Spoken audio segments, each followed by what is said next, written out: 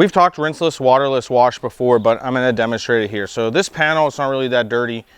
We talked about the waterless wash. This happens to be the American Detailer Garage Wipeout Autofiber drying towel, and you can sort of spray this on. If the car is not that dirty, you can liberally spray this on, and then you can kind of just see how easily that comes off. As it's, even though it's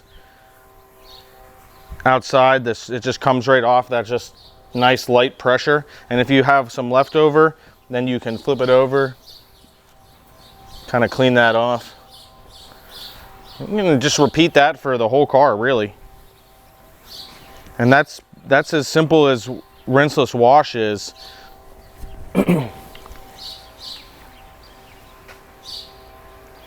rinseless wash is designed to lift up the dirt off the surface so that it's kind of floating, if you will.